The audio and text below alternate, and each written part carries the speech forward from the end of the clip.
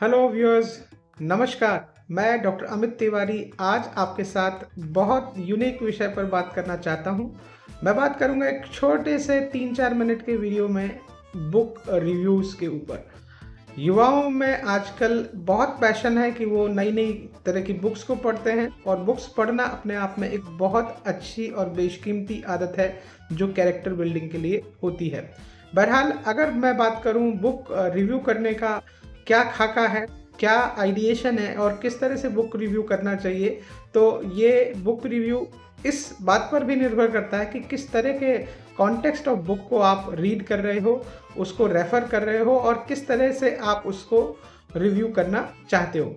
Review करने का मतलब ये होता है किसी भी टेक्स्ट को, किसी भी कंटेंट को जो आपको लिख कर दिया गया है, जिसको आप रीड कर रहे हो, उसको ओवरव्यू देना, उसके बारे में आपको फेयर क्रिटिसिज्म करना या फेयर एप्रिसिएशन देना आपको आना चाहिए। अगर मैं बुक रिव्यू की बात करूं तो बुक रिव्यू एक पोलाइट एकेडमिक वर्क है जो एकेडमिक क्रेडिट पर मिलता है, जिसमें ऑथर ने जिस कॉन्टेक्स्ट में या जिस पृष्ठभूमि में चीज़ों को या कथानक को लिखा है उसके हिसाब से आपको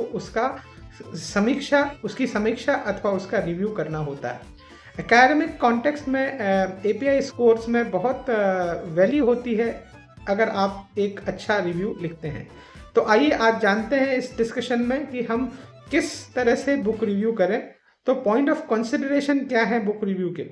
बुक रिव्यू को लेकर अगर सबसे पहले मैं बात करूं तो हमें किसी ऑथर के बारे में, ऑथर के माइंडसेट के बारे में और बुक की जो जेनेसिस है या बुक का, किताब का जो भी पृष्ठभूमि है उसके बारे में जानना, पड़ताल करना और उसके बारे में हमें पूरा आकलन करना बहुत ज़रूरी है। हमें उस कॉन्टेक्स्ट ऑफ डिस्कशन को भी समझना या बताना पड़ेगा जिसमें हम रिव्यू को एक डेवलपमेंटल असेसमेंट प्रोस्पेक्ट में ले रहे हैं। मसलन अगर मैं कोई किताब पढ़ रहा हूँ, किस डेप्थ पे जाकर उस किताब को लिखा गया है। मान के चलिए कोई किताब फिक्शन है, कोई किताब एकेडमिक बुक है, तो हम उस बुक में कंटेंट, टर्मिनोलॉजी, टेक्स्ट और राइटर्स पॉइंट ऑफ व्यू से, ऑथर्स पॉइंट ऑफ व्यू से क्या नॉवेलिटी है, क्या उस ट्रेड में प्रैक्टिसेस चल रही हैं और उससे कितना इतर उन कॉन्टेक्स्ट पर बात की गई है। अगर कोई प्रिंसिपल बेस्ड बुक है जिन पर कोई कॉन्टेक्स्ट ऑफ एकेडमिक कंटेंट लिखा जाता है, तो वहाँ पर हम उस टेक्स्ट की समीक्षा करेंगे जहाँ पर लिखने वाले ने ये आर्गुमेंट किया है कि उसने ये बुक क्यों लिखी, उसका क्या कारण था और उसके क्या परिदृश्य थे, क्योंकि बदले हुए परिदृश्य में एक ही विषय पर अलग अलग तरह के कॉन्टेक्स्ट हो सकते हैं। मान के चलिए अगर मैंने कोई बात कही है तो मेरे द्वारा कही गई बात का उद्धरण तब सही होगा जब उस तरह की पृष्ठभूमि या उस तरह का कालक्रम होगा। उसके अलावा उन चीज़ों में कुछ ना कुछ परिवर्तन आ सकता है। हम सब्जेक्ट की यानी कि विषय की गंभीरता पर अवश्य बात करेंगे जब हम किसी भी पुस्तक की या बुक की समीक्षा कर रहे हैं। सब्जेक्ट मतलब रेलेवेंस कितना है, टॉपिक के बारे में जब आप बात कर रहे हैं तो टॉपिक से नज़दीकी कितनी आपकी अप्रोच है बुक लिखते समय। ऑथर किस तरह के पॉइंट ऑफ व्यू एड्रेस कर रहा है, क्योंकि कोई भी कॉन्टेक्स्ट ऑफ डिस्कशन हमेशा रैशनल नहीं होता, उसके कुछ ना कुछ लॉजिक्स होते हैं, उसका कुछ ना कुछ कारण होता है या कुछ ना कुछ पॉइंट ऑफ व्यू होता है।